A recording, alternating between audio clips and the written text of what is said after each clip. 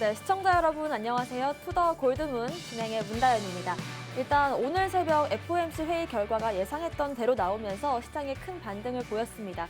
근데 이게 과연 찐 반등인지 개미꼬식인지 많은 분들께서 좀 혼란스러워 하실 것 같은데요. 이 부분에 대한 내용 저희가 무료 방송에서 알려드리겠습니다. 일단 두 분의 전문가님들 모시기 앞서서 무료 방송 함께 하실 수 있는 방법 알려드리겠습니다. 먼저 PC 버전으로 팍스경제TV 홈페이지에 들어오시면요. 좌측 하단에 투더 골드문 배너가 있습니다. 배너를 클릭해 주시면 전문가님들의 실시간 방송과 무료 교육 영상을 시청하실 수가 있는데요. 오늘은 특별 방송으로 준비를 했습니다. 찐 반등인가 아니면 속임수인가를 주제로 특별 방송 해주신다고 하니까 1시 반부터 함께 하시면 좋을 것 같습니다. 그럼 두 분의 전문가님들 한번 모셔보겠습니다. 먼저 코인 대통령님 어서 오세요. 네, 안녕하십니까. 코인 대통령입니다. 오늘 그래도 또 연일 시장이 조금 하락하다가 오늘은 그래도 조금 반등이 조금 반등 아닌 반등인지 아니면은 정말 이제부터 시장이 반등을 해주면서 내년 초까지 조금 올라가주는 모습을 보여줄지 아직까지는 미지수인 것 같습니다. 자, 이런 경우에 항상 한 2, 3일 정도 올라가다가 다시 한번 하락해주면서 이제 눌림이 좀 올 수 있는데 이런 것도 이제 주의하시면서 저희 투더 골드문과 함께 성공 투자 계속 이어나가셨으면 좋겠습니다. 네, 올해가 2주가량 남은 시점에서 과연 찐 반등인지 아닌지 한번 가려보겠습니다. 비트마루님 인사해보겠습니다. 네, 어서 오세요. 반갑습니다. 네, 반갑습니다. 비트마루입니다.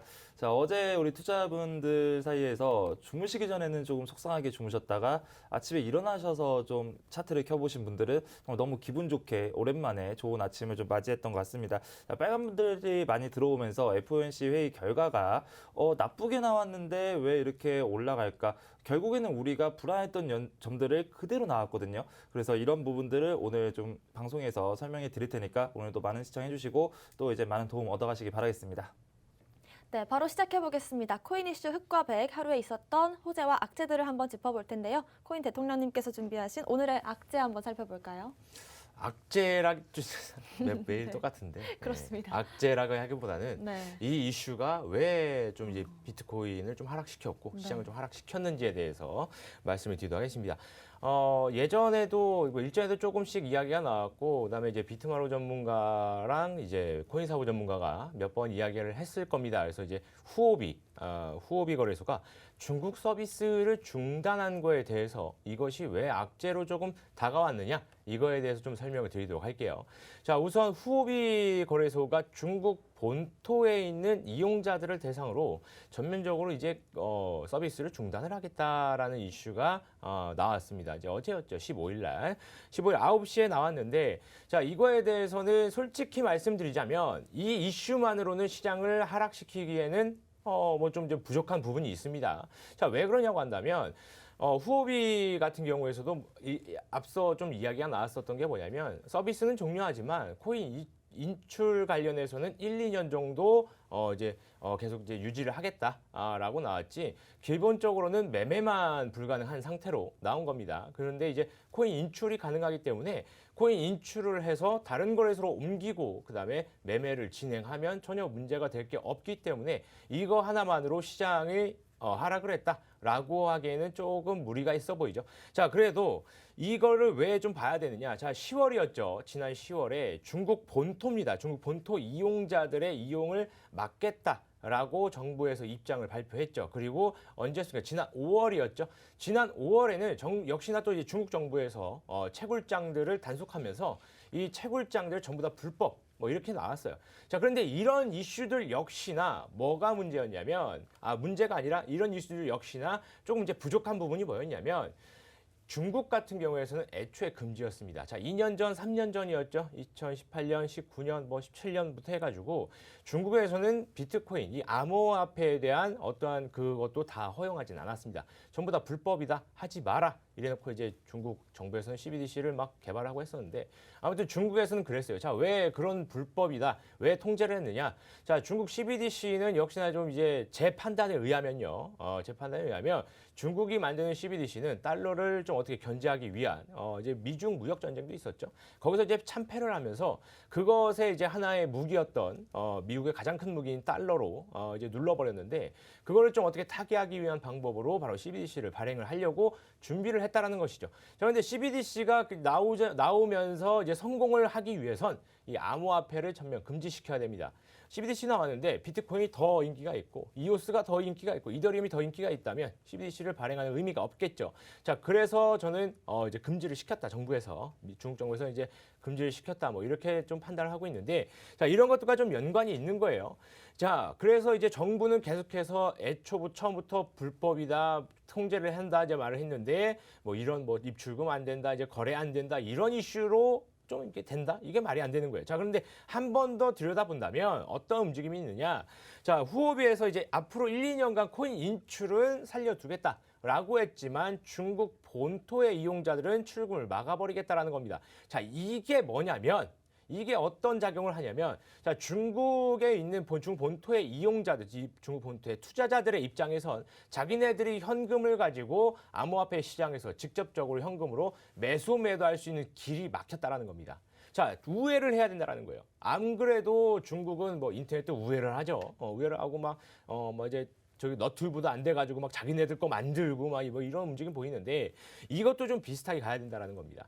직접적으로 현금으로 탁 이제 사가지고 얼마나 편합니까, 그죠? 직접적으로 현금을 사서 매매를 하고 직접적으로 이제 빠르게 돈을 벌고 해야 되는데 그 길이 막혀 버렸다라는 거예요. 유일한 수단이었다고 볼 수 있겠죠. 유일한 수단이었고 가장 또 큰 거래소다 보니까 그런 길들이 막히다 보니 중국에서는 어떻게 됩니까? 투자가 막힐 수밖에 없고 오히려 좀 현금 유동성이 좀 줄어들 수밖에 없고 그렇다고 이제 뭐 공격적으로 또 매수할 타이밍에는 빠르게 현금을 입금을 해서 공격적으로 좀 들어가 줘야 되는데 그래야 또 이제 활발해지겠죠. 거래량도 많아지고. 자, 그런데 그것이 막히다 보니까 우회해서 들어가다 보면은 아무래도 시간이 좀 더 걸리겠죠. 자, 이것과 관련돼서 2018년도에 움직임을 볼 수 있습니다. 자, 2018년도에 어떤 움직임이 있었습니까? 자, 2018년도 1월 달이었어요. 갑자기 비트코인과 나머지 암호화폐들이 엄청난 급락을 했습니다. 자, 그때 어떤 움직임이었냐? 자, 그때 이제 전 법무부 장관이셨던 박상기 전 장관이 그냥 다 막아버리겠다. 그죠? 암호화폐 시장 뭐 다 그냥 불법으로 막아버리겠다. 그리고 가장 중요한 게 있었어요. 그런 걸로 시장이 떨어지지 않는데 가장 중요한 한마디가 있었습니다. 어떤 거였냐면 바로 외국 투자자들의 매매를 막아버리겠다. 이게 가장 큰 주요 이슈였어요. 자, 우리나라에 있는 그때는 한창 이제 김치 프리미엄이라고 했죠. 이제 국내에 코인이 더 이제 비쌌던 뭐 대충 20%, 30%까지도 이제 막 굉장히 비쌌었는데 2018년도 당시에 그게 우리나라 투자자분들이 만든 것일까요? 그렇지 않습니다. 그때 트랜잭션이나 그다음에 이제 채굴 사항을 봤을 때 중국 투자자들이 만들어 놓은 거예요. 가장 좋았던 시장이 그 중국 사람들에게, 중국 투자자분들에게 가장 좋았던 시장, 가장 매력적이었던 시장이 바로 국내 시장이었던 겁니다. 자, 우리 국내 시장에서 비트코인을 채굴을 해서, 뭐 자기네나라에서 채굴을 했겠죠. 자, 채굴을 해서 그다음 이 비트코인을 이제 바꿔야 되잖아요. 현금화 시켜야 되는데 그 중국 내에서는 불법이다 보니까 이거를 가장 빠르게 환전할 수 있는 방법이 바로 우리 대한민국 시장이었다라는 것이죠. 자, 그래서 엄청난 양의 비트코인과 다른 코인들이 국내 시장으로 유입이 됐고 매매가 진행되다 보니까 우리 현재 대한민국의 프리미엄이 엄청나게 붙어주면서 시세 차익이 30%, 많게는 50%까지 났던 시절입니다. 자, 그랬는데 갑자기 어떤 이슈가 나왔습니까? 뭐 거래소 뭐 이거 다 필요 없고 외국 투자자들의 매매를 막아버리겠다. 자, 여기에서 중국 투자자들이 갑자기 이러면 안 되는데라고 생각했기 때문에 매도 물량이 나왔고 전부 다 자기네 나라로 다시 또 이체가 된 거기 때문에 그것 때문에 엄청난 급락이 나왔다라고 저는 판단하고 있어요. 비슷한 이슈가 바로 이 후오비 이슈입니다. 그렇기 때문에 이 후오비 이슈가 있다고 하더라도 이게 그냥 매매가 안 되네? 이런 것 때문에 되는 게 아니라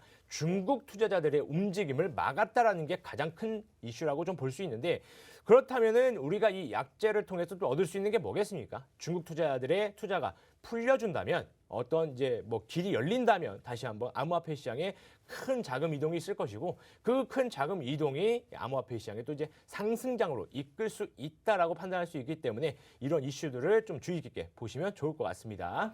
네, 왜 비트코인 가격의 하락이 있었는지 중국 후오비 이슈가 있었습니다. 비트마루님께서 준비하신 악재도 한번 살펴볼게요. 네, 저도 마찬가지로 악재는 악재는 아니고 아니지만, 네. 악재로 생각했던 부분들이 악재로 작용하지 않는데 그런 것들이 왜 그러냐 네. 이런 것들을 좀 설명해 드리기 위해서 가지고 왔습니다.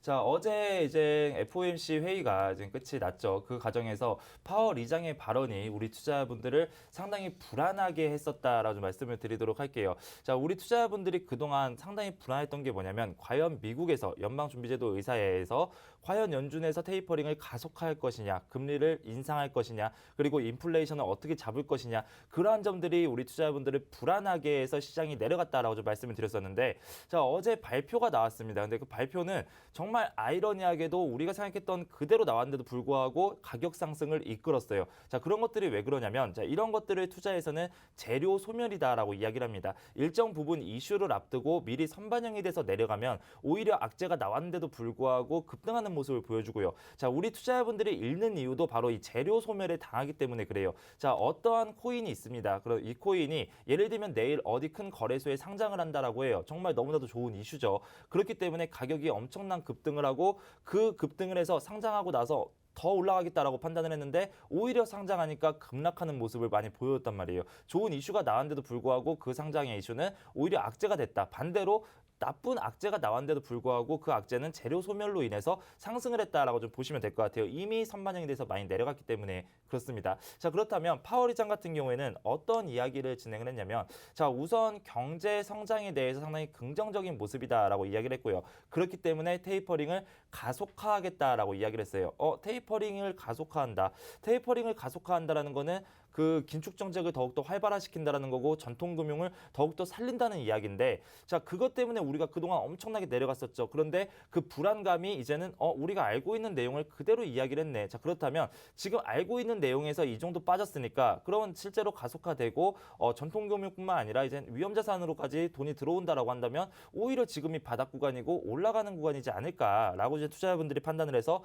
그 발표와 동시에 다시 매수가 일어났다는 거고요. 또 이제는 고용 회복 속도가 빠르기 때문에 테이퍼링이 가속화하고 내년을 금리 인상을 3회, 3번을 한다라고 했어요. 자, 그런데 우리 그동안 테이퍼링이 때문에 걱정하고 불안했던 투자자분들 잘 생각해 보시면은 이미 알고 있었던 내용입니다. 오히려 3회가 아니라 5회, 6회, 7회 하면 어떻게 할까 상당히 불안했었는데 일단은 3회로 확실하게 이야기를 했고 3회를 하려면 내년 4월이나 5월쯤에 한번 금리 인상을 해야 됩니다. 자, 그렇다면 지금 12월인데 내년 3월과 4월까지는 너무나도 긴 시간이에요. 코인 같은 경우에는 일주일이면 엄청난 상승을 또 내고 하루 만에 또 몇백 %가 급등하는 코인이기 때문에 자, 이미 그럼 긴 시간 동안 아직 시간적 여유가 남아있네. 그 동안에 암호화폐 가치가 상승한다면 가격은 여기서부터 더 올라가지 않을까, 이런 것들이 오히려 긍정적인 매수 시그널로 발생했다라고 좀 말씀을 드리도록 할게요.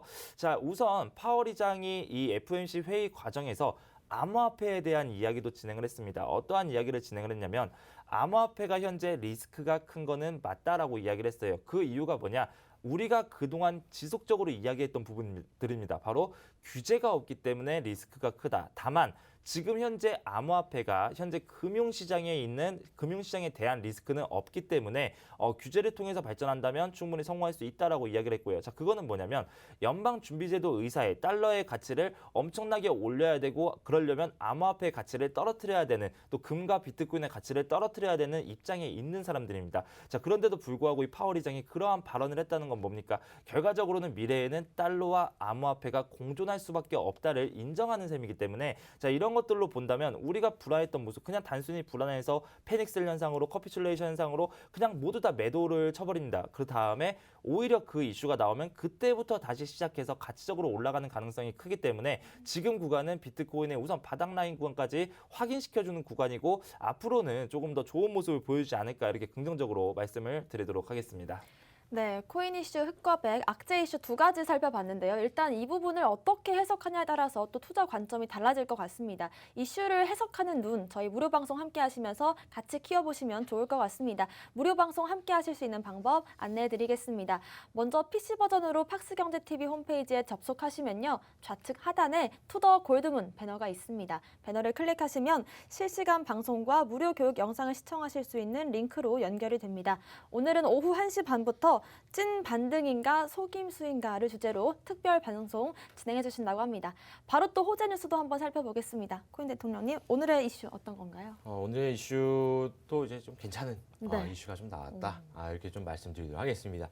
자, 넥슨이죠. 게임 회사 넥슨의 미국 법인에서, 우리나라 아닙니다. 우리나라에서 아니고 미국 법인에서 게임 아이템을 구매할 때 가상자산을 이용할 수 있도록 하겠다라는 이슈가 나왔습니다. 자, 이 게임 회사에서 게임 아이템을 구매하는 것, 바로 이 게임 회사의 가장 큰 매출액이 뭐 95% 이상의 매출이 이제 게임 아이템을 판매하고, 여기서 나오겠죠. 자, 여기 이게 이제 가장 큰 매출원일 텐데, 미국 법인에서, 이게 넥슨에서 운영하고 있는 미국 법인에서 이제 미국 내에서만 되겠죠. 이제 게임 아이템을 구매할 때 현금이 아니고 신용카드가 아니고 이제 가상 자산으로 구매할 수 있도록 지원하겠다라고 이슈를 내놨습니다. 자, 여기에서 가장 큰 좀 이제 우리가 좀 판단해야 될 게 뭐냐, 바로 이제 실제 생활에서 또 한 번 사용할 수 있는 이슈가 나왔다라는 것이겠죠. 자, 이 사용할 수 있는 코인은 이제 뭐 비트코인과 이더리움 뭐 다 가능하겠죠. 일단은 뭐 비트코인을 설명을 드리면, 비트코인으로 이제 넥슨의 대표 게임들이죠. 뭐 메이플 스토리, 뭐 그다음에 마비노기나 V4는 뭐 모바일 게임인데 이런 것들로 이제 구매가 가능하다. 지금 현재 이 게임 회사들의 매출액을 본다고 하면은 뭐 우리가 뭐 자주 아시는 뭐 게임 회사도 있겠지만 굉장히 이제 뭐 BJ들, 방송 BJ들 같은 경우에서도 엄청난 액수의 금액을 이제 과금을 합니다. 뭐 제가 아는 BJ들만 하더라도 뭐 몇십억, 그냥 몇십억은 그냥 뭐 정말 손쉽게 그냥 하루에 막 몇 억씩, 몇 천만 원씩 그냥 과금을 해버리는데, 그 이제 금액대를 전부 다 가상 자산으로 할 수 있기 때문에 이 가상 자산의 트랜잭션이 굉장히 비대하게 좀 커질 수 있겠다. 이렇게 좀 말씀드릴 수 있을 것 같아요. 자, 보면은 이제 뭐 이더리움도 살 수 있고요. 이더리움을 살 수 있고, 뭐 도지도 있고, 그 다음에 이제 비트코인 캐시도 가능하고요. 바이낸스 달러 등등 굉장히 많은 종류의 암호화폐를 지원을 해준다고 합니다. 자, 그런데 뭐 게임 회사에서 뭐 이렇게 실생활에 좀 접목할 수 있는 그런 이슈가 나왔다는 것도 중요하겠지만, 왜냐하면 이런 이슈들이 굉장히 많이 나오고 있어요, 최근에. 그리고 지금까지도 계속 많이 나오고 있고요. 근데 이런 것들이 굉장히 뭐 어떻게 할까, 뭐 판단을 해본다면, 이런 이슈 나올 때마다 그렇다면 시장이 상승을 해줘야 되는데, 상승은 뭐 조금 나오고, 악재 나오면은 하락만 크게 나오고, 이것이 진짜 호재인가, 뭐 이런 것들로 실제로 시장이 올라가는가, 이런 것들에 대해서는 조금 이제 회의적인 느낌이 드실 건데, 제가 생각했을 때에도 이런 이슈만으로 그냥 시장이 상승을 하거나 그러기는 조금 역부족입니다. 자, 그런데 좀 이걸 제가 말씀드린 이유가 뭐냐면, 자, 넥슨 미국 법인에서 이야기한 게 뭐냐, 바로 자기네들이 뭐 그냥 요즘 뭐 가상자산 좀 많이 좀 하기도 하고 거래도 많이 일어나니까 이거 그냥 매출에 도움되라고 붙여볼까, 이게 아니라 미국에 있는 사용자들, 실제로 사용자들이 넥슨 법인에 실질적으로 건의를 했고, 사용자들이 이거 좀 해달라, 이게 이제 현금이나 뭐 신용카드 뭐 이런 것들보다도 너무 편리하다 라고 건의를 해서 넥슨 법인이 그렇다면은 검토 후에 승인하겠다라고 해서 검토 이후 괜찮겠다 싶어서 승인한 거겠죠. 자, 이게 가장 중요하다는 거예요. 사용자들이 직접 건의를 했다. 자, 이게 가장 중요한 거예요. 지금까지 어떤 그 이슈나 혹은 재단에서의 움직임들은 직접적인 코인 회사들 혹은 코인 재단들이 먼저 움직였다라는 거예요. 우리가 움직여서 뭐 이런 이슈가 있습니다, 이런 사업을 우리가 하고 있어요, 투자 많이 해주세요, 이게 아니라 실질적으로 가상자산을 이용하는 투자자들이 이거 굉장히 편합니다, 그러니까 이거를 쓸 수 있게 해주세요, 이런 움직임으로 좀 바뀌고 있다는 거죠. 이게 굉장히 큰 차이입니다. 그죠? 굉장히 큰 차이이기 때문에 앞으로도 지속적으로 가상 자산에 대한 투자자들의 어떠한 그 편리함을 계속해서 좀 증진시켜주고, 그렇게 한다면 투자자들이 그리고 또 이용자들이 계속해서 가상 자산을 이용을 해줄 것이고, 우리가 가장 큰 뭐 말은 안 하지만 가장 이 마음 한 구석에 가장 큰 불안함을 갖고 있지 않습니까? 내일 아침 일어나는데 없어져 있는, 그죠? 이게 가장 또 이제 큰 불안함이 있을 건데, 이런 것들에 대한 해소가 또 되지 않을까? 그래서 이제 호재로 오늘 좀 가지고 나왔습니다. 네, 일단 한국은 아닌 미국에서 있었던 일인데 이 부분이 이제 실생활과 적용되는 이슈다 보니까 많이 관심을 받고 있습니다. 그리고 그간에 비슷했던 이슈들과 어떤 차이점이 있는지까지 짚어주셨습니다. 비트마루님께서 준비하신 호재 뉴스 한번 살펴볼까요? 네, 오늘 제가 준비한 호재 뉴스는요. 네. 이제 어제 제가 호재를 말씀드렸을 때 은행권에서 암호화폐에 진출한다라고 했잖아요. 금융 트렌드, 뱅킹 트렌드가 암호화폐다라고 말씀을 드렸었는데 오늘은 헤지펀드입니다. 네. 헤지펀드도 그렇고 은행권도 그렇고 전통금융 기관들이 지속적으로 암호화폐에 상당히 좀 관심 있어하는 모습을 계속 보여주고 있어요. 자, 오늘은 누구냐면 세계 1위의 헤지펀드 회사입니다. 바로 브리지워터 창업자 레이 달리오가 암호화폐, 특히 비트코인을 극찬하면서 상당히 좀 기분 좋은 이슈를 우리 투자자분들에게 알려드리기 위해서 가지고 나왔습니다. 자, 이 투자 시장에서 암호화폐, 비트코인이 왜 좋냐 이런 것들을 극찬했던 이유를 보면은 자, 우선 첫 번째는 당연히 우리 투자자분들이 알고 계시는 해지 수단으로서의 비트코인입니다. 자, 그동안 피아트 머니라고 하죠. 법정화폐를 대항하는 세력들은 반드시 있었습니다. 그동안은 어떤 것들이 대항을 했었냐? 바로 금이 대항을 했었죠. 그러면서 한국도 마찬가지로 지난 IMF 때 우리 한국의 원화 가치가 떨어지다 보니까 어떤 걸로 막았습니까? 바로 금 모으기 운동을 하면서 원화 가치가 떨어지는 만큼 금의 가치는 올라가고 그럼 금을 팔아서 우선 대출을 갚자. 자, 이런 식의 정책을 진행을 했었는데 마찬가지로 지금 현재 금이 해지 수단으로 상당히 인기가 있었죠. 그런데 이제 앞으로 미래의 금은 비트코인이다라고 이야기를 하면서 우리가 그동안 기대해왔던 발언들을 그대로 진행을 했어요. 자, 그러면서 또 하나 비트코인이 뭐가 좋냐? 비트코인은 그동안 한 번도 해킹을 당한 적이 없다는 거에 대해서 상당히 긍정적인 관점이다라고 이야기를 했습니다. 자, 물론 거래소의 해킹 소식은 상당히 많았어요. 그런데 그거를 가지고 블록체인의 문제인가 비트코인의 문제인가 아니면 거래소의 문제인가 이런 것들을 지켜보면 비트코인과 블록체인은 문제가 없었고 그 거래소의 보안 미비로 인해서 해킹당한 것들이 100%였다라는 겁니다. 자, 국내도 마찬가지고 해외도 마찬가지예요. 만약에 미국의 달러가 좋다라고 지속적으로 이야기를 했었는데 한 은행에서 은행 터리범들에게 은행을 도난당했다. 은행에 있는 달러를 도난당했다라고 봤을 때 과연 그게 달러의 잘못인가 은행 터리범의 잘못인가 은행의 잘못인가 이런 것들을 나눠줘야 됩니다. 그 과정에서 이거는 당연히 달러가 지폐고 현물화되어 있기 때문에 달러를 가져가서 달러가 잘못이다라고 이야기했던 사람들은 아무도 없겠죠. 그런 것처럼 그동안 비트코인 거래소 해킹이 있었지만 비트코인 자체의 블록체인이 해킹당한 적은 단 한 번도 없었다. 안전성과 보안성에서도 충분히 우세하다라고 이야기를 했었고요. 그리고 지금 가장 또 중요하게 이야기하는 게 뭐냐면 비트코인을 지금 좋아하는 사람들입니다. 비트코인을 좋아하는 사람들은 기성연대가 아니라 지금 현재 젊은 세대층이 비트코인을 상당히 중요하고 있어요. 그리고 이미 젊은 세대층의 머릿속에는 비트코인은 디지털 금이고 비트코인은 해지 수단이다라고 생각되는 게 거의 대부분입니다. 자, 그렇다라고 본다면 지금 현재는 기성세대들 몇몇 기성세대들이 비트코인을 상당히 불안해하고 싫어하고 그리고 새로운 문물에 대해서 혁신에 대해서 반대하는 입장을 고수를 한단 말이에요. 근데 나중에 결국 미래를 이끄는 건 젊은 세대들입니다. 지금 현재 경제학자들 그리고 지금 준비하고 있는 앞으로 경제를 이끌어 나갈 대학생들 이런 사람들이 지속적으로 블록체인을 연구하고 비트코인을 좋아하고 있는데 자, 이런 것들이 디지털 금, 새로운 금이 되지 않을 가능성은 없다라고 이야기를 진행을 했고요. 지금 연방준비제도 의사에 대한 이야기도 나왔습니다. 즉 어제 FOMC가 끝냈고 제가 방금 악재 뉴스에서도 말씀드렸던 것처럼 연방준비제도 의사회 그 연준에서는 지금 상당히 애매한 위치에 놓여 있어요. 지금 경제가 많이 내려갔고 정말 힘듭니다. 힘든 상황 속에서 만약에 테이퍼링을 진행하지 않는다라고 한다면 달러의 가치는 지속적으로 떨어질 거고요. 만약에 여기서 테이퍼링을 진행한다, 가속화한다라고 한다면 높아지는 인플레이션을 막지도 못하고 테이퍼링도 가속화하고 그렇다면 전체 경제가 또 내려갈 것이고요. 달러를 살릴 것이냐, 경제를 살릴 것이냐 이런 애매한 위치 속에서 결과적으로 답은 비트코인을 살리는 것밖에 없다. 자, 이렇게 좀 이야기가 나왔습니다. 실제로 한국도 오늘 속보가 나왔죠. 이제는 다시 한번 사회적 거리두기를 강화를 하는데 만약에 사회적 거리두기를 강화를 하고 영업시간 단축을 합니다. 그렇다면 전국에 계시는 모든 자영업자들은 다시 또 힘들어요. 자, 힘들면 어떤 걸 해줘야 됩니까? 또 재난지원금을 드려야 되죠. 그럼 나라의 돈을 다시 한번 국민들에게 퍼주는 역할을 하고 있어요. 자, 이런 상황에서 테이퍼링은 퍼준 돈을 다시 한번 나라로 가지고 오는 건데 뭔가 아이러니하고 그거 자체가 모순이다라는 거예요. 그래서 이런 것들을 보면 지금 상황에서 비트코인 결국에는 해결책은 비트코인이고 지금 이 경제 위기를 나아갈 수 있는 거 이거를 바꿀 수 있는 건 비트코인밖에 없다라고 보여지기 때문에 전체적인 경제 시장에서 이거는 총 엄청난 호재가 될 수 있다라고 좀 말씀을 드리도록 하겠습니다. 네, 오늘도 호재와 악재 이슈 짚어봤습니다. 진짜 시장에서 중요한 이슈가 뭔지 그리고 또 앞으로 어떤 이슈들이 남아있는지 같이 공부해보시면 좋을 것 같은데요. 저희 무료 방송 함께 하시면 도움될 것 같습니다. 무료 방송 함께 하실 수 있는 방법 알려드리겠습니다.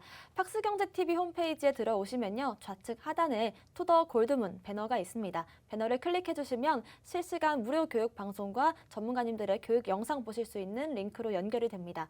오늘은 오후 1시 반부터 특별 방송으로 진행하겠습니다. 찐 반등인지 아니면 속임수인지 그 해답을 오늘 무료 방송에서 알려드리도록 하겠습니다. 저희는 잠시 뒤에 코인콕 시간으로 돌아오겠습니다.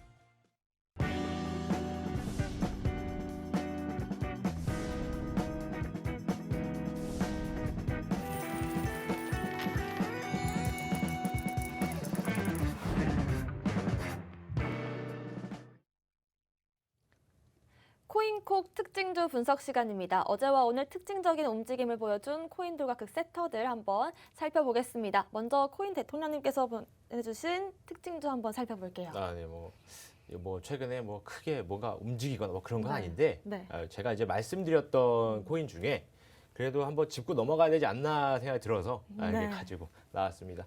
자, 오늘 제가 말씀드릴 거는 폴리곤입니다. 그래서 제가 12월 7일자에 이제 추천 코인으로 이제 매수, 매도, 손절가까지 좀 집어드렸었는데 이걸 좀 이제 짚고 넘어가야 될 것 같은 이제 움직임을 보였기 때문에 오늘 한번 좀 말씀을 드리도록 할게요. 자, 차트를 보면서 바로 그냥 말씀을 드리도록 하겠습니다. 네. 자, 지금 보시는 건 폴리곤의 일봉 차트예요. 그래서 제가 이제 12월 7일자에 이제 말씀을 드렸습니다. 그래서 이제 매수해가지고 이제 뭐 2,800원 라인에서 이제 매수하고 그다음에 손절은 2,500원을 찍어드렸고요. 그다음에 3,500원인가요? 네, 목표가 좀 찍어드렸었는데. 자, 올라가다가 그다음에 하락을 쭉 내려왔습니다. 하락 쭉 내려와서 그다음에 이제 21선을 이탈하는 구간이었죠. 2,500원. 21선을 이탈하는 구간 2,500원을 이탈하면 손절하시라 라고 해서 아마 손절을 진행하신 분들이 있을 것 같아요. 자, 근데 중요한 움직임이 여기서 있었습니다. 바로 60일선이 생성이 됐다라는 거죠. 자, 그 전까지는 60일선이 생성이 되지 않은 차트였죠. 60일이 되지 않았으니 60일선이 나오진 않겠죠. 그래서 60일선이 생겨나면서 다시 한번 60일선에 어떻게 돼 있습니까? 바로 지지를 보여줬죠. 60일선 지지를 해주고 반등을 주면서 21선 돌파, 그다음에 5일선까지 돌파하면서 지지하는 모습 보여주고 있어요. 자, 여기에서 제가 좀 말씀드릴 게 뭐냐면, 자, 60일선이 있었더라고 한다면 저는 60일선을 좀 말씀을 드렸었을 겁니다. 그런데 60일선이 있지 않아서 21선을 이탈하는 라인대, 바로 2,500원 라인대를 말씀을 드렸었는데, 2,500원을 이탈해주면서 내려왔다 60일선 나타나주면서 60일선 딛고 반등을 주셨죠. 자, 이런 것들 조금 한번 짚어드리려고 하는 겁니다. 이런 부분에서.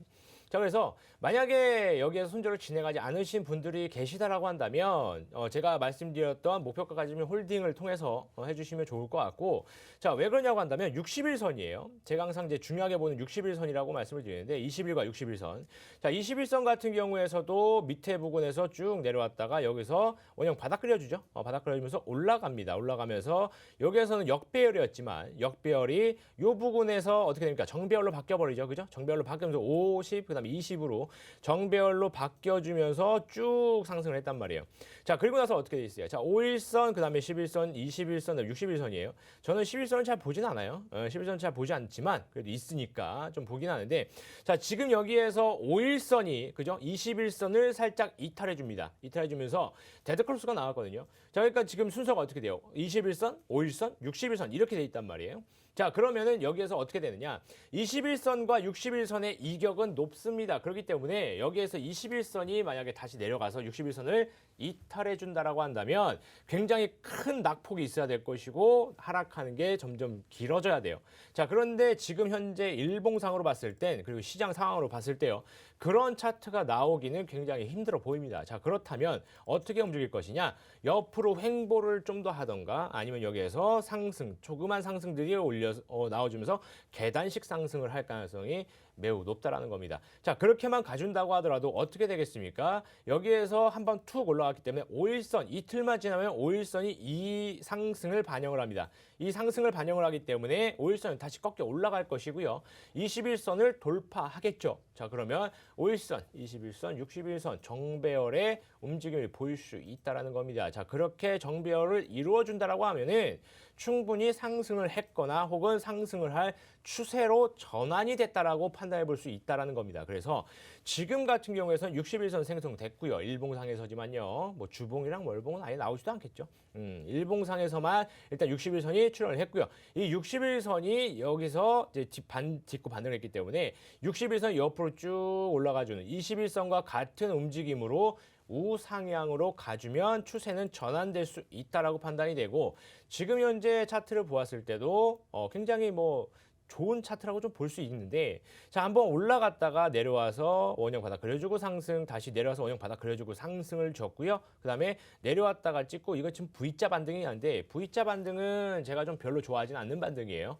V자로 간다고 하면은 급하게 지지라고 뛰어 올라가기 때문에 단기간에 급락이 나올 가능성이 있는데 오늘 음봉이잖아요. 그죠? 오늘 음봉인 상태에서 옆으로 횡보 혹은 살짝 조금 더 내려가지고 21선까지 조금 더 내려가지고 다시 한번 원형 바닥 끓여주면서 올라가주는 움직임 보여준다고 한다면 충분히 제가 말씀드렸던 목표가까지 갈 수 있을 것이고 조금 더 거래량이 많이 나와준다고 한다면 4,000원까지도 솔직히 볼 수는 있겠죠. 아직까지 뭐 위로는 저항 라인대가 없고요. 그 위로 3,500원 라인대 위로는 저항 라인이 없기 때문에 이 다음부터는 모험이라고 제가 항상 말씀을 드립니다. 어디 뭐 매도가를 설정하고 보고 갈 만한 라인이 없기 때문에 항상 모험이다라고 말씀을 드리고 이 모험을 할 경우에서는 계속 24시간 실시간으로 차트를 보면서 가야 되는데 그렇지 못한 경우에서는 그냥 모험하지 마시고 제가 드렸던 목표가까지만 그냥 매도를 걸어두시거나 혹은 다시 한번 제가 짚어드리는 4,000원 라인대다가 한 번 더 매도를 좀 걸어놓으시면 좋겠죠. 3,500원의 반. 나머지는 4,000원. 이렇게 좀 걸어놓으시면 또 나쁘지 않은 수익률이 나올 수 있으니까 지금 현재 시장이 상승, 뭐 양봉을 좀 많이 전환이 됐고, 그다음에 어제 좀 이제 많이 좀 양봉들 많이 달아주었고, 좀 그런 것들을 봤을 때 다른 차트 같은 경우에서는 올라가는 수준 자체가 내려온 다음에 요 정도 올라왔어요. 대부분 이제 엊그저께 폴리곤이 보였던 요 정도 상승만 대부분의 코인들이 이런 차트를 그렸습니다. 푹 내려와서 요만큼 오르고 그냥 양봉 전환됐다. 이렇게만 볼 수 있는데 폴리곤 같은 경우에서는 하락 대비 상승이 조금 큰 편입니다. 하락은 30% 정도 내려왔는데 여기에서부터 또 올라간 게 뭐 한 20% 정도, 10%, 2% 올라왔기 때문에 이 정도 반등이면은 뭐 하락 대비 굉장히 좋은 회복을 보였다라고 판단이 되고 하락 대비 좋은 회복을 보인 코인들 같은 경우에서는 양전을 하거나 혹은 신고가를 또 돌파해 줄 수 있는 이제 전고가죠. 신고가 아니라 전고가를 또 돌파해 줄 수 있는 모습을 보여줄 수 있기 때문에 홀딩을 하고 계신 분들이라면 충분히 더 홀딩을 진행을 하셔서 원하는 목표가에 매도가 되셨으면 좋겠습니다. 네, 우리 폴리곤 60일선이 새롭게 나오면서 새로운 상승 흐름이 나왔다라고 말씀해 주셨습니다. 그리고 이제 비트마루님의 공략주로 살펴봤던 어제의 공략주였던 이 오늘의 특징주, 오늘 기준으로 업비트에서 상승률 1위를 기록하기도 했고 1차 목표가를 하루 만에 달성을 했어요. 한번 리뷰를 해볼까요? 네, 맞습니다. 지금 어깨에 올라가 있습니다. 네. 어제 공략 코인으로 이제 우리 투자자분들에게 이 시점에서 한번 공략을 해보셔라라고 말씀을 드렸었는데 그게 오늘 또 강한 급등을 보여주면서 17% 정도의 1차 목표가를 달성을 했습니다. 어제 보고 공략을 해보신 분들 너무나도 축하드린다라고 말씀을 드리겠고요. 자, 여기서 이제 끝나는 것이 아니라 항상 이제 저희가 뭐 추천 공략을 해서 이제 그게 잘 안 돼서 내려가서 손절을 치든 아니면 올라가서 수익 실현을 하든 항상 피드백을 좀 드리려고 합니다. 그래서 알파커크에 대해서 왜 이 타이밍에 잡았는지 그리고 지금 1차 목표가이기 때문에 반매도라고 기다리시는 분들도 있을 거고요. 아직까지 지속적으로 올라가고 있기 때문에 매도를 안 하시고 기다리고 계시는 분들도 있을 거예요. 그래서 그런 분들을 위해서 알파커크를 다시 한번 특징 코인으로 가지고 와서 좀 강의 형식으로 살짝 맛보기, 강의 형식으로 좀 진행을 하려고 합니다. 바로 차트를 보면서 좀 말씀을 좀 드려보도록 할게요. 자, 어제 저희가 공략을 했던 라인이 바로 4,100원 정도의 라인입니다. 4,100원은 이 구간이에요. 여기 이 구간인데 이 구간에서 어제는 음봉을 보여주면서 내려가고 있었어요. 그런데 제가 손절가를 얼마로 드렸냐면 이전에 여기 밑골이 잘 보시면 이 라인, 이전에 밑골이 바닥을 찍고 올라오는 구간을 손절가로 드렸습니다. 어제 그 라인에서 정말 손절가를 터치할 듯 할 듯 안 하다가 그 바로 위에서 반등이 나왔고요. 자, 이 라인 같은 경우에 보면은 예전 라인으로 쭉 한번 돌려볼게요. 여기 지금 보니까 이전에도 한번 지지를 강하게 받고 엄청난 상승을 보였던 구간과 정확하게 일치를 합니다. 자, 그렇다면 상승 이후에 내려와서 그 라인에서 다시 한번 지지를 받았죠. 그리고 올라갑니다. 올라가면서 다시 한번 그 라인 지지를 받았다. 지지 라인이 확보되었다라고 이야기를 합니다. 그래서 이렇게 지지 라인이 확보되어 있는 상태에서 찍고 올라오려고 할 때 다시 한번 공략해 보는 게 상당히 좋고, 제가 1차 목표가 같은 경우에는 방송을 시작하고 지금까지 늘 강조하고 있는 부분이 있어요. 바로 음봉의 시작점이죠. 그렇죠. 이제 이야기만 드려 음봉에까지만 이야기를 하시면 모든 분들이 알 수 있을 정도로 음봉의 시작 지점을 상당히 중요하게 생각합니다. 어제 1차 목표가도 역시 마찬가지로 음봉의 시작 지점을 말씀을 드렸어요. 자, 그럼 음봉의 시작 지점이 지금 구간에서 이 구간인데, 자, 지금 보시면 정말 정확하게 그 라인에서 지속적으로 싸우고 있는 걸 보이실 거예요. 자, 이 라인이 왜 저항 라인이 되냐, 여기에서 무너졌기 때문이다라고 보여지는데, 자, 조금만 더 이쪽으로 와볼게요. 예전에 지지 라인 받았던 구간까지 조금만 더 이쪽으로 오면, 자, 어떻습니까? 이 오른쪽에 보이시는 이 보라색 막대가 있는 것들이 매물대 라인이라고 합니다. 매물대 지표인데, 자, 매물대 라인이 지금 없어요. 없다가 이 라인부터, 오늘의 저항 때부터 매물대 라인이 많이 뭉쳐 있습니다. 이거는 뭐냐면 지금 아래에서 사람들이 매도 물량을 가지고 있는 것보다 위로 올라왔을 때 엄청난 매수와 물량을 지대했었다. 매수와 매도를 진행했었다. 자, 그럼 매물대 라인까지 올라왔다는 거는 이 라인을 뚫고 올라가려면 이 당시에 엄청나게 매도했던 사람들을 이기고 추가적인 매수가 나와야지 이 라인을 돌파하고 올라갈 수 있습니다. 자, 그렇다면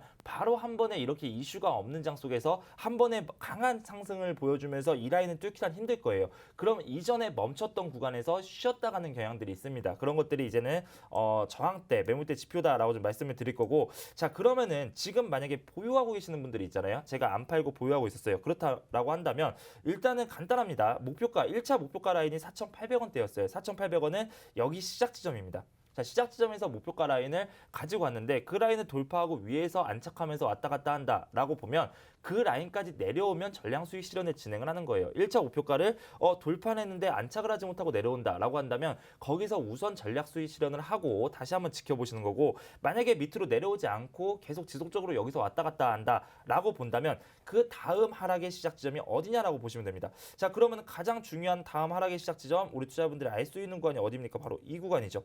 이 구간에서부터 내려갔고 이 구간에서 다시 한번 저항까지 받았던 구간. 자, 그러면은 2차 목표가를 위로 올려서 5,100원 선으로 가지고 가는 거예요. 이렇게 내가 보유하고 있다가 밑으로 4,800원까지 내려오면 그냥 전량 수익 실현을 해야겠다. 나머지는 쭉 가져가면서 5,100원까지는 쭉 가져가 보겠다라는 거고, 이 라인 잘 보세요. 자, 이 라인 보시면 예전의 라인에서 상승한 다음에 내려가서 다시 한번 딛고 올라온 구간과 정확하게 일치합니다. 이런 것들이 지지 라인과 저항대 라인이다라는 거고, 또 추가적으로 하나 시간이 조금 있어서 하나 더 말씀을 드리자면, 저 여기 보시면은 하늘 색깔의 이제는 뭐 볼린저 밴드라고 합니다. 이 볼린저 밴드가 표기가 되어 있을 거예요. 자, 이거는 뭐냐면 제가 흔히들 강의를 할 때 이거를 엄마의 품이다라고 이야기를 합니다. 자, 코인들이 지속적으로 이 라인을 돌파하려고 움직여요. 실제로 표준 편차를 이용한 지표인데 대부분의 코인의 96%는 이 볼린저 밴드, 이 엄마의 품 안에서 놀고 있습니다. 그런데 자, 아이들이라고 가정을 해볼게요. 이 캔들의 아이들이라고 가정해볼 때, 자, 저쪽에 놀이터 가서 놀고 싶어요. 자, 그렇다라고 한다면 어떻게 합니까? 어머니가 당연히 그쪽까지 데리고 가서 거기서 놀겠죠. 그래서 거기서 놀았더니 조금 더 먼 곳에 더 좋은 놀이터가 있대요. 그쪽으로 가고 싶대요. 그럼 또 데리고 갑니다. 자, 그러면서 얘가 올라가고 싶다라고 할 때 어머니의 품이 점점 넓어지는 게 보이죠? 데리고 가는 거예요. 자, 그러다가 2%의 확률, 위로 아래로 2%의 확률로 그 라인을 돌파하는 돌연변이 나오면 힘이 강합니다. 자, 그거는 왜 그러냐면, 자, 먼 데까지 데리고 나갔더니 아이를 잃어버렸어요. 그럼 아이가 어디로 갈지 모르는 거잖아요. 그것처럼 돌파하고 올라가면 힘이 강하게 올라가는 경우가 많다라는 건데, 자, 어느 정도 계속 가고 싶은 데까지 데리고 갑니다. 데리고 가는데 좀 적당히 가야지 계속 간대요. 자, 그렇다면 집으로 다시 들어보내겠죠. 집에 가자 하겠죠. 그래서 어느 정도 볼린저 밴드가 넓어지면 이미 갈 만큼 갔다라는 겁니다. 그러면은 다시 집에 가기 위해서 볼린저 밴드는 좁아지기 시작해요. 자, 그렇다면 여기서 볼린저 밴드 아래까지 오고 이젠 집에 가자 하면서 좁아지고 있는 게 보이시죠? 이러한 시점을 노리신다라고 한다면 아래에서 상태에서 하락에서 일단락되면서 다시 한번 매수세가 나오는 경우가 상당히 많다라고 좀 말씀을 드릴 거고요. 자, 그렇다면 어디까지 노려야 되냐? 대부분 22동 평균선을 노립니다. 왜 그러냐? 22동 평균선은 볼린저 밴드의 추세 중심선이에요. 볼린저 밴드의 집이다라고 이야기를 합니다. 자, 지금 22동 평균선을 보니까 아래에서 위에서 급하게 지금 내려오고 있어요. 자, 그렇다라고 한다면 여기에서 22동 평균선과 맞물리는 시점, 대부분 저항대 라인에 올 때 22동 평균선도 같이 맞물립니다. 이때가 강한 저항대가 형성될 수 있다라고 좀 말씀을 드릴 거고요. 자, 그렇다라고 본다면 지금 우리 투자자분들 다시 한번 정리를 해드릴게요. 어제 공략을 하신 분들은 지금 수익률이 한 더 올라가서 20% 정도 될 겁니다. 자, 우선 두세요. 그대로 두시고 섣부르게 매도 안 하셔도 되고요. 이 가격이 내려가서 4,800원까지 내려오면 거기서 전량 수익 실현을 진행하세요. 그래도 17% 이상의 수익률이기 때문에 상당히 기분 좋게 매매를 끝냈다라고 좀 말씀을 드릴 거고요. 만약에 4,800원까지 내려가지 않고 지속적으로 올라간다라고 한다면 5,100원 선에서 다시 한번 지켜보시는 겁니다. 5,100원을 맞고 그 위에서 돌파하고 간다면 이제는 저점을 올려서 5,100원 밑으로 내려오면 수익 실현을 확정적으로 지면 되는 겁니다. 자, 그렇다라고 한다면 지금 권에서 5,100원과 4,800원 이 사이만 지켜주신다면 우리 투자자분들 공략할 때 상당히 또 기분 좋은 2차 매매까지 볼 수 있기 때문에 이렇게 매매하시면 될 것 같고요. 이렇게 뭐든 어떤 코인이든 간에 우리 투자분들을 좀 방송에서 도움을 드렸다는 거에 저는 상당히 만족하기 때문에 추가적으로 좀 도움을 드리기 위해서 열심히 노력하고 무료 방송에서도 추가적인 강의를 진행해 드리도록 하겠습니다. 네, 하루 만에 공략주로 20%가량 수익 보신 분들께 축하 말씀드리고요. 그리고 또 방송에서 강의를 다 못 다루고 있다는 점 말씀드리면서 무료 방송 통해서 더 많은 내용 함께 하시길 바라겠습니다. 무료 방송 들어오실 수 있는 방법 안내해 드리겠습니다. 팍스경제TV 홈페이지에 들어오시면요. 좌측 하단에 투더 골드문 배너가 있습니다. 배너를 클릭하시면 전문가님들의 실시간 방송과 무료 교육 영상을 보실 수가 있습니다. 오늘 오후 1시 반부터 찐 반등인가 속임수인가를 주제로 무료 방송 특별 방송 진행해 주신다고 합니다. 그럼 바로 오늘의 공략주 한번 살펴보겠습니다. 코인 대통령님, 오늘의 공략주 어떤 건가요? 오늘의 제가 굉장히 좋아하는 차트가 나와서 오. 이런 거 이제 한번 이제 말씀드리려고 네. 가지고 나왔습니다. 오늘 제가 이제 제가 오늘 말이 좀 꼬이네요. 죄송합니다. 오늘 제가 공략할 코인 바로 알고랜드입니다. 자, 알고랜드 같은 경우에서 알고랜드가 어떤 코인이고 그다음에 무슨 이더리움 좀 플랫폼이라는 등 아니면 엑시 인피니티처럼 게임 관련된 이런 건 말씀을 안 드리고요. 저는 오늘 그냥 차트적인 네. 부분으로만 보여드리도록 하겠습니다. 자, 차트를 보면서 설명 좀 드릴게요. 자, 알고랜드 이제 일봉 차트인데 딱 보셔도 매우 답답합니다. 이게 뭐지? 라고 이제 볼 수 있는데 제가 제일 좋아하는 차트예요. 자, 일단은 얼마 되지 않아서 상장한 지 얼마 되지 않아서 굉장히 차트는 굉장히 몇 개 없어요. 봉도 몇 개 없고 하는데 자, 좀 들여다보겠습니다. 일단은 크게 상승한 이후에 한번 쭉 빠지고 나서 밑에서 이렇게 이제 밑에 바닥에서 놀고 있는데 한번 쭉 들여다볼게요. 자, 여기 있는 음봉만 가리더라도 요 정도 나오죠. 자, 나오는 걸 봤을 때 내려오다가 올라갔다가 한번 쭉 빠지고 미국 달러는 다시 내려오고 있어요. 그리고 바닥 라인에서 지지 반등 주고 있죠. 자, 지지 반등 주고 있는데 제가 가장 좋아하는 차트다라고 말씀드린 게 뭐냐면 자, 상장가 이상 올라가지도 않았고요. 그리고 상장 당시에 가장 최저점이었던 2285원 라인 때도 이제 이탈돼가지고 그냥 그 밑으로 쭉쭉쭉 내려오고 있는데 저 이런 거 좋아합니다. 자, 왜 그러냐면 떨어지는 칼날 잡으면 안 된다고 했잖아요. 손 다친다고 했잖아요. 라고 하셨는데 이건 다 떨어졌잖아요. 그죠? 다 떨어지고 칼이 땅에 박혀 있어요. 그러니까 땅에 꽂혀 있는 칼을 뽑아야 될 시기지 않나 라고 판단이 됩니다. 그래서 자, 어디에 찍었냐면 자, 볼린저 밴드 안 본다고 했는데 볼린저 밴드 있으니까 좀 볼게요. 누가 또 설정해 놓은 것 같은데 볼린저 밴드 하단 구간에서 딛고 올라갑니다. 볼린저 밴드는 뭐라고 했습니까? 중앙선이 있을 거고 21선이에요. 중앙에 이제 기준선이 있을 거고 기준선으로 계속 돌아가려는 움직임이 보여. 밑으로 갔으면 돌아가려고 하고 위에 있으면 밑으로 돌아가려고 하고 자, 이 기준선이 있기 때문에 기준선으로 돌아가려고 할 겁니다. 어떻게 되느냐? 바로 상승을 통해서 돌아가려고 하겠죠. 그 다음에 기준선을 돌파해주면서 상승을 하면서 볼린저밴드 상단 구간까지 가느냐 아니면 기준선까지 맞고 기준선에서 다시 하락을 하느냐 이 두 가지 갈림길에 서 있을 겁니다.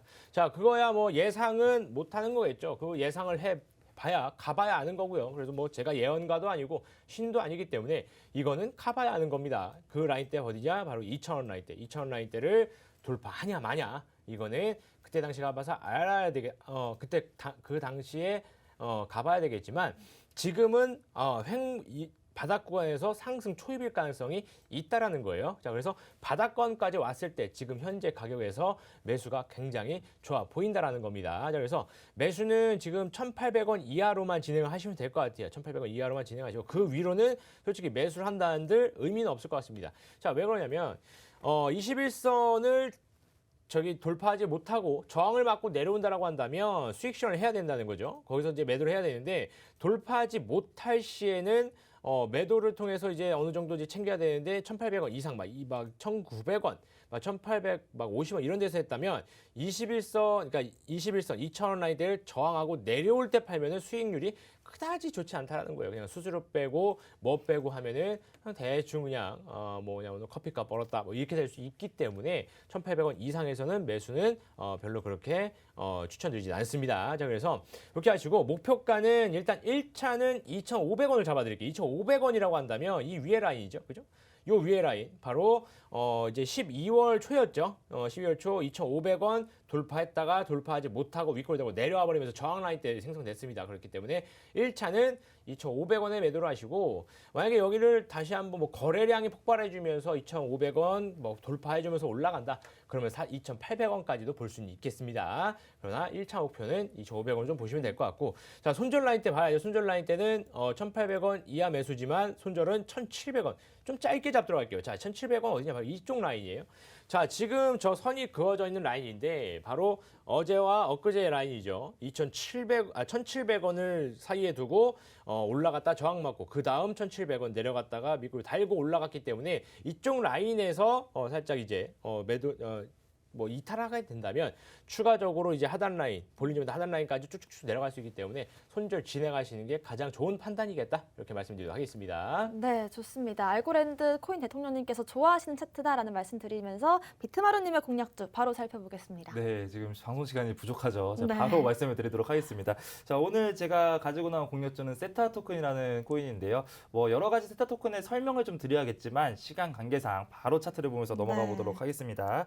자, 우선 제가 좋아하는 상승의 패턴 중에 도지형 패턴이라는 게 있습니다. 자, 아래서 내려가서 매도가 일시적으로 일단락되고 그 다음에 강한 매수가 나오면서 그 구간을 넘어선다. 도지형 상승 패턴인데 자, 이 도지형 상승 패턴이 지금 나오고 있는 구간입니다. 그런데 여기서 보시면 아시겠지만 지금 현재 도지형이 아니라 올라갔다가 이 저항대 라인 뚫지 못하고 오늘 음봉이 나오는 구간을 좀 볼 수 있습니다. 그렇기 때문에 지금 매수하는 건 상당히 위험해요. 지금 공략해 보는 건 위험하고 이 라인 항상 시가의 시작 지점 이 라인을 뚫어줄 때 매수하면 된다라고 좀 말씀을 드립니다. 이 시가의 시작 지점이 지금 보니까 5,490원에서 시작을 했네요. 얼마 안 남지 않았어요. 5,455원인데 5,490원을 뚫고 올라갈 때 매수라는 겁니다. 이건 특별히 올라갈 때 추가적으로 매수를 한다라고 좀 보시면 되고 그러면은 손절가는 어디냐? 5,490원을 뚫고 올라갈 때 매수라면 5,400원이 다시 뚫리면 나오세요. 이 안에서만 움직이면 되고 만약에 돌파하고 안착을 한다라고 할 때는 1차 목표가 라인을 위로 쭉 가져가야 됩니다. 여기 보시면은 6,500원대 라인으로 조금만 내릴게요. 죄송합니다. 6,320원대 라인으로 좀 가져갈게요. 1차 목표가를 보고 그 다음에 다음 패턴을 좀 볼 건데 자, 그렇다면 제가 계속 강조하는 게 지지 라인이잖아요. 여기서 멈춰서 올라갔을 때 이 라인이 과연 지지 라인인가 아닌가 이제 이런 것들을 봐야 되는데 여기서 내려갔다가 지지를 받고 올라와요. 자, 이게 과연 지지 라인이었냐? 주봉상의 움직임을 볼게요. 어때요? 정확하죠? 자, 이런 것들을 보면은 정말 예전에 멈췄던 구간에서 다시 한번 멈추면서 이 안에서 일시적인 반등이 나올 수 있구나. 우리 투자자분들은 그렇게 생각하시면 되기 때문에 이 구간에서도 지금 충분히 노려보면 돌파될 때 노려보셔야 됩니다. 지금 저항대 맞고 내려가고 있기 때문에 지금은 좀 고점일 수 있어요. 그렇기 때문에 돌파된 거 확실하게 보시고 5,490원 이상에서 한번 공략해 보셔라. 나중에 또 중요한 점들은 제가 방송에서 무료 온라인 공개 방송에서 바로바로 말씀을 좀 드리겠다라고 이야기를 드리도록 하겠습니다.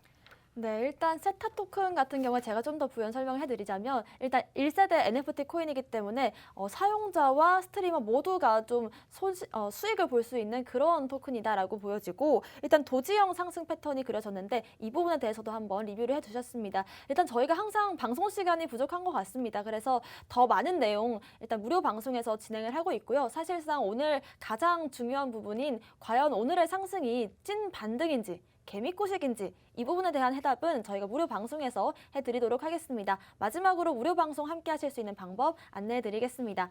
팍스경제TV 홈페이지에 들어오시면 좌측 하단에 투더 골드문 배너가 있습니다. 배너를 클릭하시면 바로 또 실시간 방송과 무료 교육 영상을 시청하실 수 있는 링크로 연결이 되는데요. 너튜브로 함께하고 계신 분들도 늦게라도 언제든지 열려 있으니까요. 클릭하셔서 들어오셔서 또 무료 방송까지 보시길 바라겠습니다. 오늘 저희가 준비한 내용은 여기까지고요. 또 본 방송에서 제공하는 정보는 투자 판단의 참고 자료일 뿐입니다. 특정 자산 가치의 상승과 하락을 보장하지 않는다는 점 말씀드리면서 오후 1시 반부터 저희가 찐 반등인지 개미 꼬시기인지 그리고 또 앞으로 어떤 코인들을 공략하면 좋을지에 대한 점들까지 리뷰해 드리겠습니다. 저희는 1시 반에 무료 방송에서 뵙겠습니다. 시청해주신 여러분 고맙습니다.